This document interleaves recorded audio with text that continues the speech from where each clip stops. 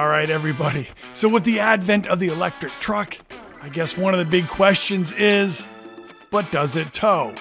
So we're going to do a quick review video here on the new electric EV Hummer, and does it actually tow? Does it tow well? It's only rated for 7,500 pounds, so we're going to go ahead and maybe double that and see what happens. Did you guys actually think I was going to tow a couple of jet skis and call that 14,000 pounds?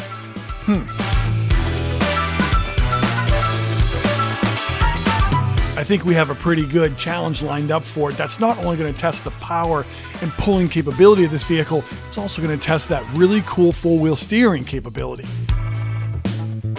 And how can that help you in tight spaces pulling a really long trailer? But let's first talk about the easy tow, and that's the jet skis. And guys, this is going to be a really short segment because the jet skis simply tow like they're not even there. And the efficiency doesn't even really go down. And I think it's because the Humvee has such a large aerodynamic cross-section that the jet skis are within the slipstream behind the vehicle, and they don't even really affect the aerodynamics of the full package. So at the end of the day, your range does go down a little bit, but it wasn't what I expected. And like I said, you really don't even know they're there.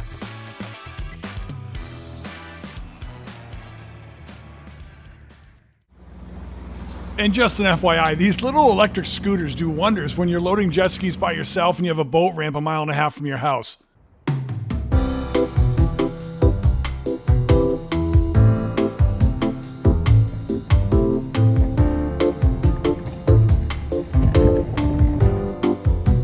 Your neighbors are definitely going to look at you weird. But that's pretty par for the course these days.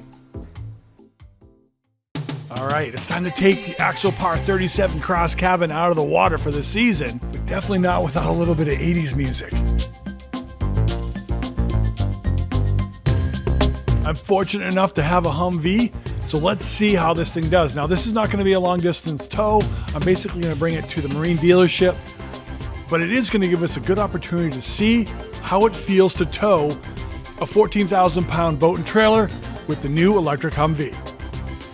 I know there's probably somebody out there that's like, hey, wait a second, that's twice the rated load. You shouldn't do that. Well, I did. It worked out fine. So be a Karen or a Ken somewhere else on somebody else's channel. And with that disclaimer, let's move on to actually pulling the boat out of the water.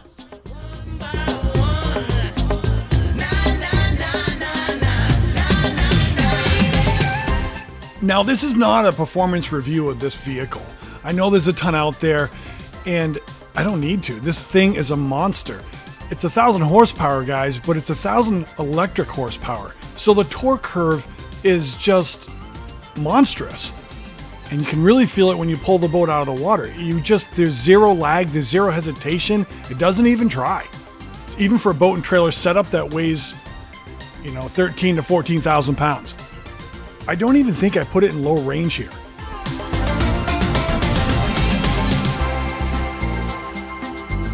I did find it pretty important to make sure that the Humvee is set in the lowest or the middle ride height setting when you're towing these larger vehicles. I will say that due to the Humvee's excessive weight at 9,000 pounds and its massive torque and horsepower curves, that I don't believe that the towing weight limit at 7,500 is set because it doesn't have the power or the ability to control the load. I think it's set simply for efficiency. They just want you to have more range when towing a vehicle. In order to do that, you have to tow a lighter setup.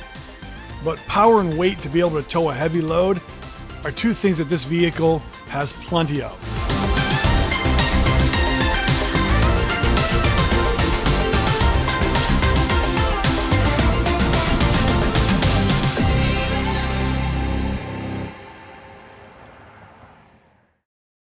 Zero to 40 acceleration test tow in this boat. It's pretty impressive. You'll see that I never even flat-footed it. We got it to about 460 kilowatts, which is about 616 horsepower. I suppose you could put it into WTF mode and do a 1,000 horsepower launch, but maybe not with my truck. While towing this boat, you'll see that it doesn't wobble at all. It doesn't push, it doesn't sway. It's a very stable ride. But again, keep in mind, this was a short rural trip with speeds that were under 60 miles an hour. And the last thing I'd like to talk about, which is the big differentiator between the Humvee and all the other trucks, is a four-wheel steering. But not before I throw it forward a decade to the 90s. Just so happens I live down a pretty tight driveway. And I'm not sure if I would have made this without this four-wheel steering. Sorry about the drone jerking issue, guys. I'm actually driving the truck and flying the drone here at the same time.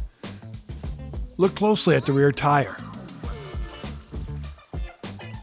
When you go ahead and put it in automatic four-wheel steering mode, it's pretty intuitive and it does pretty much what you need it to do. Yeah. It doesn't take too long and you get a feeling for how you operate it in automatic mode to put that trailer tongue where you want it. What? Well, that's going to wrap it up, and I hope you guys have enjoyed this towing review for the electric Humvee. At the end of the day, it's not a Ford 550 with a towing range of 300 miles and a huge diesel. However, if you have small boats and jet skis, this thing tows incredibly well.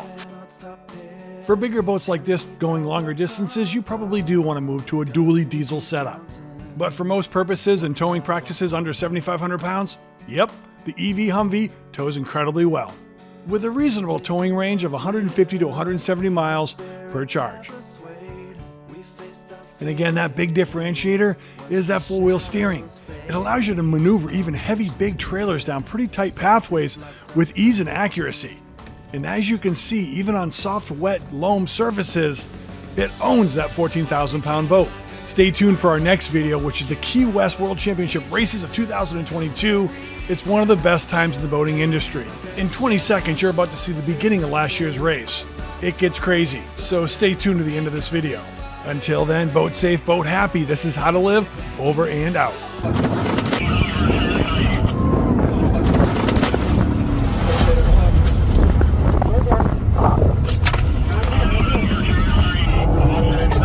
Just get out, I promise I'm good.